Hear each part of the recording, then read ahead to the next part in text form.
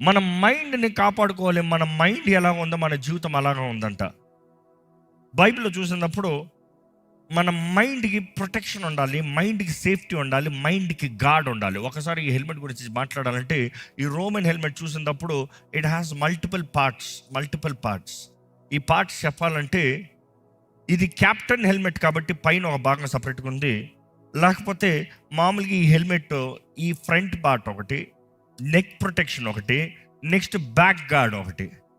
అంటే వెనకాల వచ్చి ఎవడి ఈపు మీద కొట్టకూడదు, మెడకాయని నడుగుతానికి ట్రై చేయకూడదు. అదే సమయంలో సైడ్లో దవడలో జాగ్రత్త. ఈ దవడలు కనబడతాయి, చెవులు మాత్రం ఈ రంధ్రాల నుండి బయటకు వస్తాయంట. Rest is all well protected. మామూలుగా ఒక లీజన్ లేకపోతే ఒక క్యాప్టెన్ కింద ఉన్న ఒక ఆర్మీ వారికి అయితే ఇక్కడ ఆ క్యాప్టెన్ లీజన్ పేరు రాయబడుతుందంట.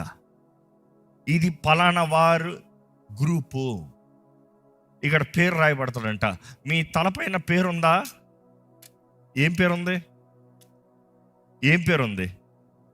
దేవుడు అక్కడ తెలియజేయబడుతుంది, తండ్రి అయిన యెహోవాకి 1,44,000 పీపుల్. బట్ దెన్ వధించబడిన గుర్ర పిల్లకి లెక్కలేనంత మంది. డోంట్ మిస్, చాలా మంది అక్కడ ఆగిపోతారు. వధించబడిన గుర్రపిల్ల పేరు ధరించిన వారు లెక్క లేనంత మంది అంట. Uncountable great multitude. మీరు ఉంటారా? యేసు నామాన్ని ధరించిన వారు ఉంటారా? రక్షణ అన్న శిరస్త్రావం మనం కలిగి ఉండాలనేది దేవుని వాక్యం తెలియజేస్తుంది. బైబిల్ చూసినప్పుడు అండి, మన రక్షణని జాగ్రత్తగా కాపాడుకోవాలి.